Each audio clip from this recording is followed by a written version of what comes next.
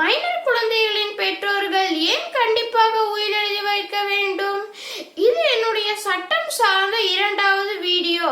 சட்டத்திற்கான அடிப்படை விழிப்புணர்வுக்காகத்தான் இந்த வீடியோ. சட்டத்தின் பலன்கள் குழந்தைகளையும் சென்றடைய வேண்டும் என்பதற்காகத்தான் இந்த பதிவு. வாங்க வீடியோக்குள்ள போகலாம்.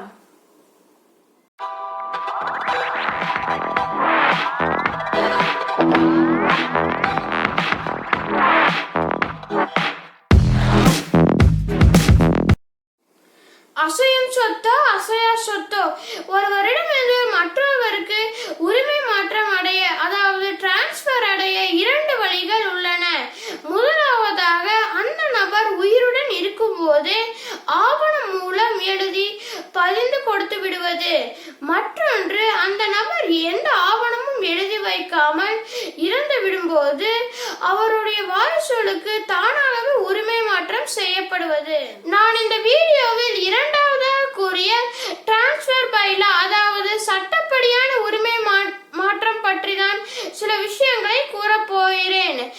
18 வயது பூர்த்தி அடையாத மைனர் குழந்தைகளை வைத்திருக்கும் பெற்றோர்கள், அது தாயாக இருந்தாலும் சரி தந்தையாக இருந்தாலும் சரி, திடீரென இறந்து விடும்போது அந்த பெற்றோர்களுக்கு பிறந்த மைனர் குழந்தைகளையும் அந்த சொத்தின் உரிமை சென்றடைந்து விடுகிறது. இது நல்லதுதானே? இதில் என்ன சட்ட சிக்கல் என்று தானே யோசிக்கிறீர்கள்?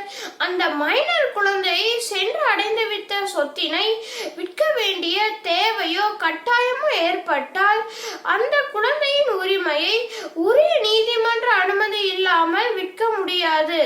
நீதிமன்ற அனுமதி பெறுவதில் கால விரயமும் பண விரயமும் தவிர்க்க முடியாதுதான். இதனால் நீங்கள் எவ்வளவு சொத்துக்களை சேர்த்து வைத்திருந்தாலும் தாயோ தந்தையோ இல்லாத சூழ்நிலையில் அந்த சொத்தினை அவசர தேவைக்கு விற்று குழந்தையின் படிப்பு செலவிற்கோ மருத்துவ செலவிற்கோ பயன்படுத்த முடியாத நிலை ஏற்படுகிறது. இதனை தவிர்ப்பதற்காகவே சட்டம் நமக்கு தந்துள்ள வழிமுறைதான் உயில்.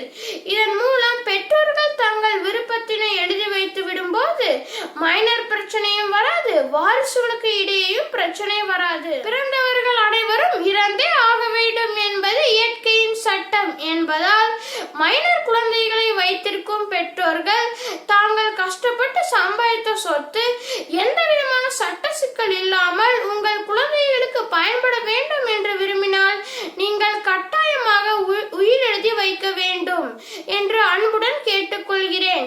எனவே விழித்திருப்பவர்களுக்கு தான் சட்டம் உதவும், உறங்குபவர்களுக்கு உதவாது. எனவே விழிப்போடு இருங்கள், வளமுடன் வாழுங்கள் என்று கூறி உங்களிடமிருந்து விடைபெறுகிறேன். நன்றி, வணக்கம்.